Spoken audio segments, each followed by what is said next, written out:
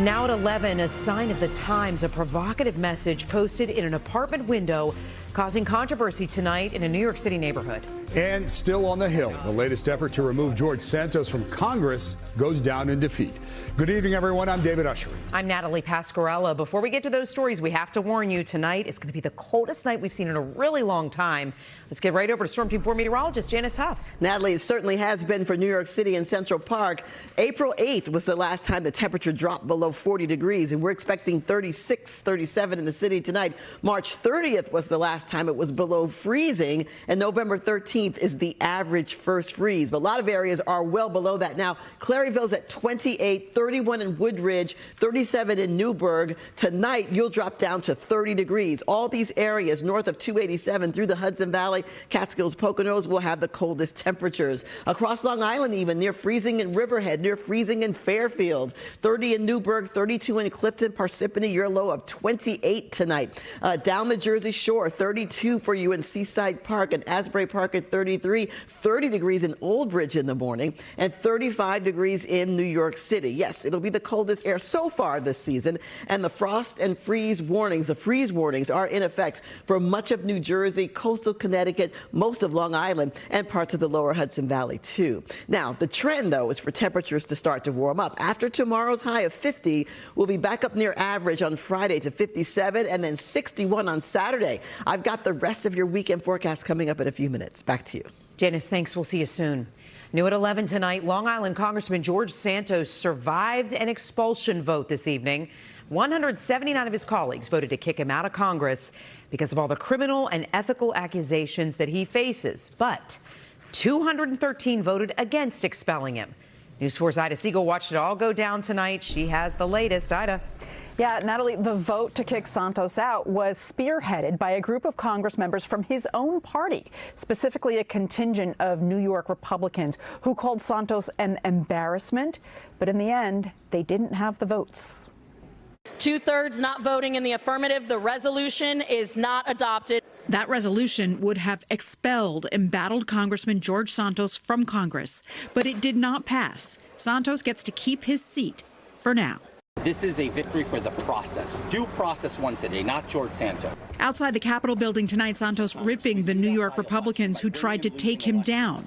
My colleagues in New York did this because it is political expedient for them. They have an election coming up.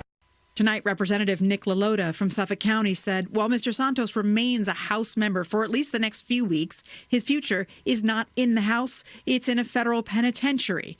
In a few weeks, the House can take another vote on expulsion after the Ethics Committee releases their findings. I expect many more of my colleagues to vote yes then.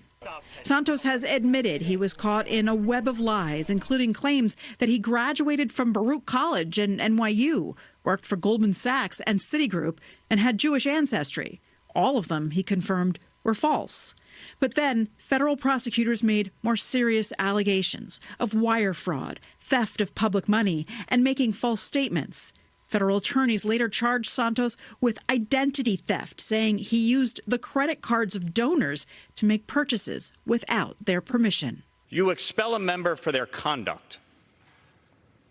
The conduct of Mr. Santos has been embarrassing and unbecoming and unfit for public office. I will continue to fight to defend myself. I will continue to serve the 3rd Congressional District of New York until the people choose to not have me. Next on the agenda for Santos is the House Ethics Committee. It will announce its findings on November 17th. Again, after that happens, the New York contingent of Republican Congress members plans to call for another vote on expulsion. Reporting live from the newsroom, Ida Siegel, News 4, New York. Ida, thank you. The first of 2 days of testimony from Donald Trump's adult sons got underway today in the civil fraud trial against the former president's family and their company.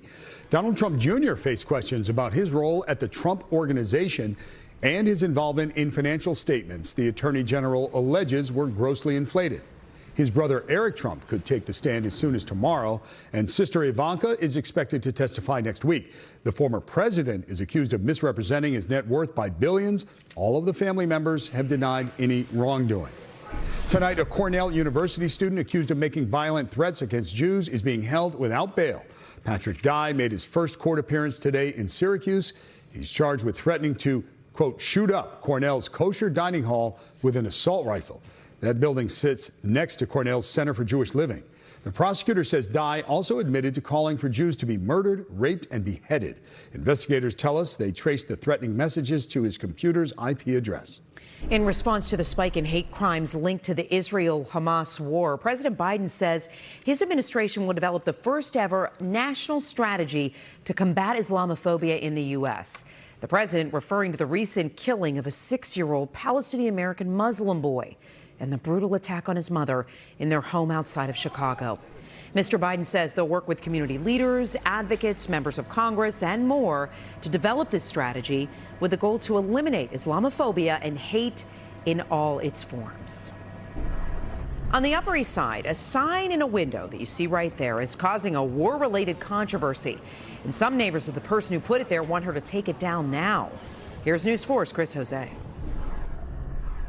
We have to get the better of ourselves into it than the worst of humanity. On the corner of 78th Street and 2nd Avenue, a sign from a second-floor apartment reads, "Flat Gaza, kill them all." The message causing quite the stir on the Upper East Side. I found it unsettling. I think that messages of hatred like this have no place in a decent society. Some neighbors are so upset they notified the New York State Department of Hate and Bias Prevention. Tonight, the agency confirming it's aware of the incident and encouraging those with additional concerns to report them. The woman who lives in the apartment telling me why she won't be taking the sign down. 5 of my family died. And not only died, they've been tortured to death. Sharon Amron emotional about losing loved ones in the terrorist attack committed by Hamas on October 7th. The pain leaving her angry and frustrated. ISIS, it's nothing to compare to the Hamas. The Hamas is the worst thing that ever happened on this planet, and we need to finish them now. The sign, according to Amron, is her way of supporting Israel, while also delivering a strong stance on a war that deeply affects her. They're terrorism. They're ISIS, they're dangerous. Some neighbors think there's a better way to express her views. This is a time for us to come together, maybe have difficult conversations, but respectfully. The tenant believes she's not doing anything illegal. In fact, she intends to put up more signs. Some neighbors now hoping to get state and local leaders involved to remove it. On the Upper East Side, Chris Jose, News 4 New York. New tonight, Chopper 4 flew over a candlelight vigil at Columbus Circle. A group called Pro-Israeli Democracy organized the rally to call attention to the plight of the Israeli hostages who are still being held by Hamas. As News 4's Jay Gray reports, there are signs that the humanitarian crisis in Gaza might be easing, but only just a little. Good evening. And for the first time today since the war began, we are seeing people leave Gaza through the Rafah border crossing with Egypt. And this comes after weeks of negotiations with Qatar acting as the middleman, talking with Israel, with Egypt, and with Hamas. Finally, an agreement. They've allowed 70 to 80 ambulances to move into Gaza and remove some of the most critically injured Palestinians. They're taking them to a field hospital just across the border, and there they will have desperately needed surgeries. And then you're seeing foreign nationals push through these gates, including today a handful of Americans. We'll see more of this process going on in the coming days. Working nonstop to get Americans out of Gaza as soon and as safely as possible. We know that hundreds of families have been camping out along the border. They're hoping to walk to freedom. Let's talk a little bit about what's going on the ground. Ground forces expanding and advancing. The IDF saying that it's hit 300 targets over the last 24 hours and has taken out one of those Hamas leaders who helped to plan the October 7th attacks. They've acknowledged striking one of the largest refugee camps in Gaza, and dozens were killed there. And we know there's been a second strike in that same area where at least 20 structures, most of them civilian housing structures, have been hit as well. We've also learned from the IDF that they've seen their first casualties on the ground in Gaza, at least 11 soldiers killed between the ages of 19 and 24. That's the latest from here in Tel Aviv. I'm Jay Gray, NBC News. At a campaign event in Minnesota tonight, President Biden said he thinks there needs to be a humanitarian pause to help the civilians in Gaza, but he rejected calls for a ceasefire. State police have identified the human remains found Monday inside a park on Long Island. They're calling the case a homicide. Police say the victim is 20-year-old Yoneli Ramos Moreno, who last lived in Brentwood. His remains were found on a trail at Sunken Meadow State Park in Suffolk County, and so far, no word on how he died. Happening tomorrow, a trip that New York City Mayor Eric Adams first revealed tonight during his appearance on News 4 at 6 with us. The mayor told us he's heading to the nation's capital looking for support as he tries to deal with the city's migrant crisis. He's also hoping to answer critics of the city's plan to house hundreds of migrant families in a massive tent city at Brooklyn's Floyd Bennett Field, because many are worried it might not be safe. I'm hoping that they would join me and other mayors that are going to Washington, D.C. tomorrow to meet with our federal lawmakers as well as the White House, because this is not sustainable. Now, the Legal Aid Society and Coalition for the Homeless said that Floyd Bennett Field has poor sanitation, a lack of storage space, and that children could get lost in the facility. The FDN also questioned the water supply there in case of a fire. Now, in his News 4 interview, the mayor himself acknowledged that the site is not a permanent solution. Still ahead tonight at 11 on News 4 New York, a special delivery by some police officers who had to become midwives. The reunion tonight between the parents and the officers who delivered their baby in their living room. Then highway fireworks, why some spectators got an unexpected blast a few days before Halloween. And Snoopy's back. We'll get a sneak peek at some of the new balloons you'll see at this year's edition of the Macy's Thanksgiving Day Parade.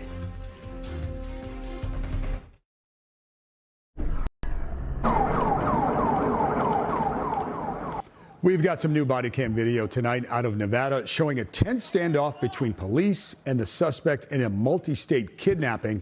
The video from July has been heavily redacted. Officers located the kidnapping and rape suspect from Oregon in a Walmart parking lot in Reno. Nagassi Zuberi was arrested after a woman escaped a makeshift cinder block cell where investigators say he sexually assaulted her and held her hostage. The FBI is hoping to identify more potential victims from states where the suspect lived over the last decade, and that includes New York and New Jersey. New at 11 tonight, the NYPD says this subway rider attacked a pregnant woman this morning in Jackson Heights, Queens. The suspect bumped into the victim as they rode on the southbound 7 train. According to police, they argued until getting off at 74th Street. That's where authorities said the suspect hit the pregnant victim over and over with her cell phone, then kicked her in the stomach before running off. The 25-year-old victim is expected to be okay, but if you can help police find the woman you see in the photo, please call Crime Stoppers. Well, a New Jersey couple has a healthy baby tonight thanks to a team of police officers who made a house call when the little girl decided she couldn't wait for a doctor. News 4's Shecky Beckford has the story from Bergenfield. Oh, that's the officers. Oh, was that them? Oh, my gosh. A surprise visit by police. Hello. It's good to see you. How are you? How you feeling? You feeling right? Met with hugs and gratitude. We were just telling them how truly, truly helpful you were. You see, these officers have been here before. Cop came swerving up to the house. The emergency that brought police to the Spriggs Bergenfield home, the impending birth of little Mila. Contractions had just gone from maybe 20, 30 to 100. And I just glanced down there and I saw something. And I know I'm not a medical expert, so that's why I said we have to call 911. Several officers, including Shimashkovich and Enriquez, arrived. And I realized, her water broke and starts to open up a little bit. But officers soon realized they couldn't move Charisse, that they'd have to deliver her baby right here in her living room. He said it's happening here. He said go get pillows and blankets. It was a quick delivery ward. I was supporting her weight, and while my partners, Officer Enriquez and Lopez, were just standing there prepping. But Charisse was in so much pain she couldn't get on the floor. I said I can't even bend my knees. I'm just going to start pushing, and whatever comes out, you catch. And that's what they did. 1 minute it's not there, the next second it is. And baby Mila was born. It's a wild experience for sure. An experience the parents say they couldn't have gotten through without the help of these officers. You guys were kind to her, and just the kind language you had towards her just really made me feel comfortable and grateful. A special delivery no one here will soon forget. For us, a memory that we're going to carry for the rest of our lives, that's for sure. In Bergenfield, Jackie Beckford, News 4, New York. All right, nice job. Awesome. All's well that ends Kudos to well. them. All right. Love it. Janice is here now. A number of people today, including our friend over here, said, I can go out without a coat. That was, listen, She always goes out without a coat in the middle of the winter. They Not called so me and much. said, didn't you listen to Janice? Yeah. Which I will Apparently now. not, but that's okay. We're still friends, Nat. It's all good. All right, so hopefully you'll listen to us tonight and in the morning, too, because the chill is coming tonight around the tri-state, the coldest air of the season so far. Well, you'll need to bundle up and get the warm coats out for tonight, maybe tomorrow night, too. Put away the umbrella for a bit. We won't need that till next week. And grab your shades, your sunglasses, because it is going to be bright and sunny and dry for several days.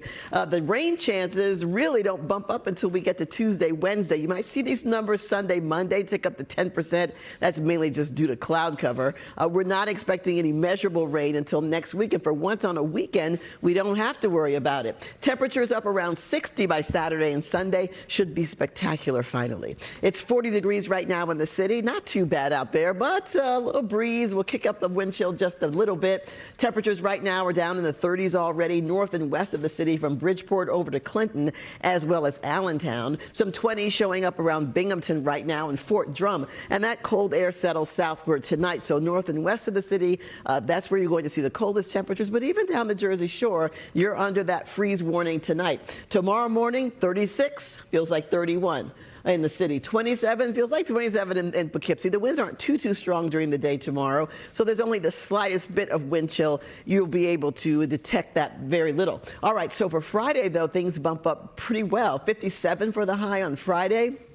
61 Saturday and Sunday with dry skies. And it really looks that way across most of the Northeast until you get up towards the Canadian border. There's a few showers. But from Boston clear down to D.C., the weather looks fantastic. In terms of leaf peeping this weekend, well, there's not much left up over the Adirondacks and in parts of northern New England, but we've got some pretty decent color around here, especially in the city and near the shore. 35 degrees for the low tonight in the city. Hasn't been this cold in a while. And north and west, you're below freezing.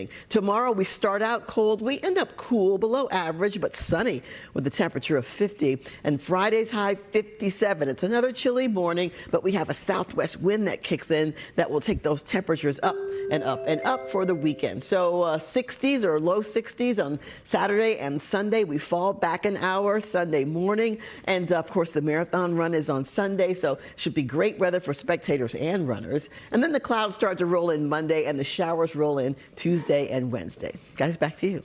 Well, it is, Janice, November 1st, and with Halloween over, we're looking ahead to Thanksgiving already in the iconic Macy's Thanksgiving Day Parade. Here's a first look at this year's character balloons. Snoopy returns, of course, with a twist. This year, the Peanut Star officially debuts as Beagle Scout Snoopy. Blue Cat and Chugs the Milk Carton are also hitting the streets, along with Kung Fu Panda's Po and Leo the Lizard from the upcoming Adam Sandler film. There's also Monkey D. Luffy, the Pillsbury Doughboy, and Uncle Dan, the duck from the new movie Migration. This year's parade set to begin at 8:30 a.m., and that is a half hour earlier than usual. Then stick around for the National Dog Show at noon. You can see it all right here on NBC4. And while we're talking about the holidays, Vestal, New York is the home of the Christmas tree that will tower over Rockefeller Center this year. That's right outside of Binghamton. The tree is an 80-foot-tall Norway spruce, and once it gets to the plaza, it'll be wrapped in more than 50,000 multicolored LED lights and crowned with a 9-foot, 900-pound Swarovski star. We expect it to get here on November 11th. And once again this year, David and I will co-host Christmas at Rockefeller Center with Mario Lopez from Access Hollywood. That's Wednesday, November 29th. Mark your calendar, starting at 7 p.m. All right, with that festive note, Bruce is here to tell us what's coming up. I wait all year for that 3-shot of you guys with Mario. It's fantastic. The Knicks got a win in Cleveland last night, but could they get another at the Garden tonight? Coming up in sports, Donovan Mitchell goes off in the first half. It's a return to New York, but wasn't enough to propel the Cavs to victory. And Daniel Jones is back on the field, but will he be back on the beam on Sunday? We've got the latest on the health of the Giants signal caller in a moment.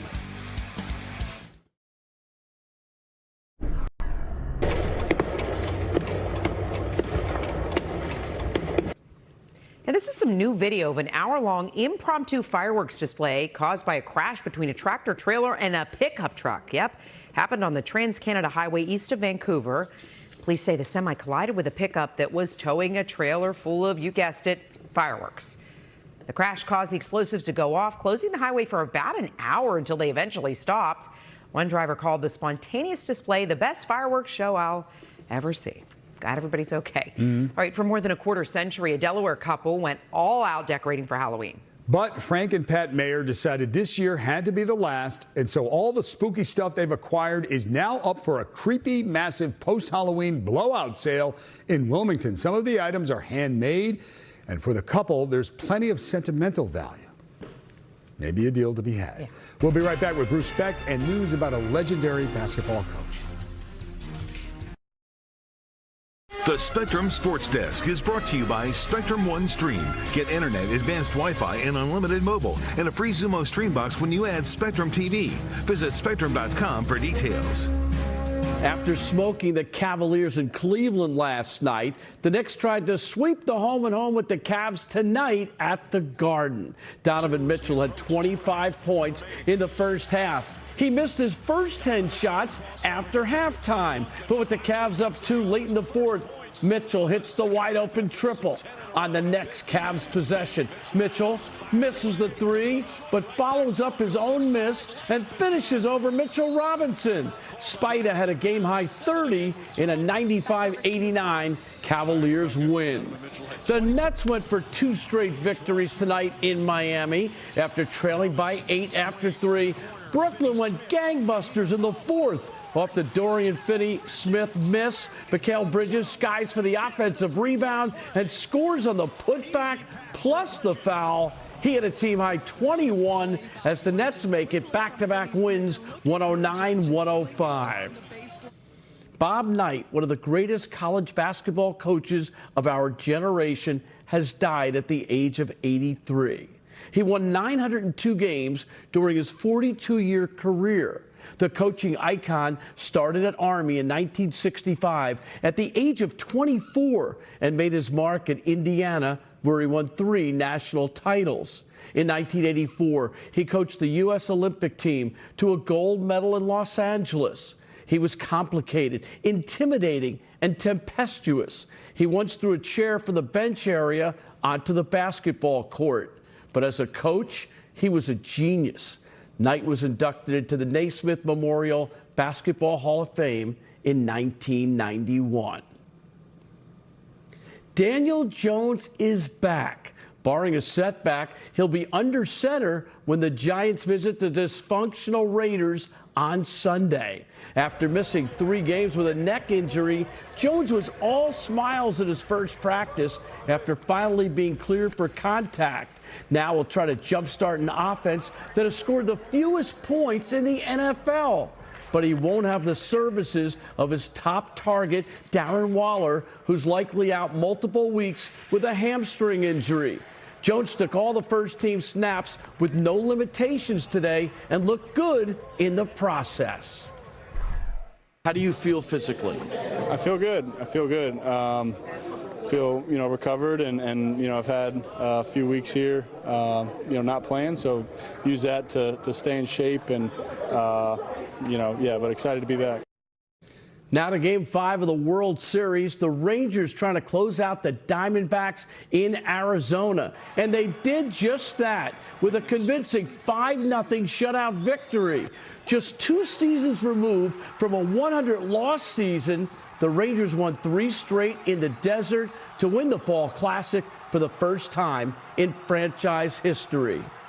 The Rangers roster includes former Yankees Aroldis Chapman and Jordan Montgomery and former Mets Max Scherzer and Jacob deGrom, who is currently on the injured list following Tommy John surgery. We can't wait for New York baseball in 2024. We'll be back.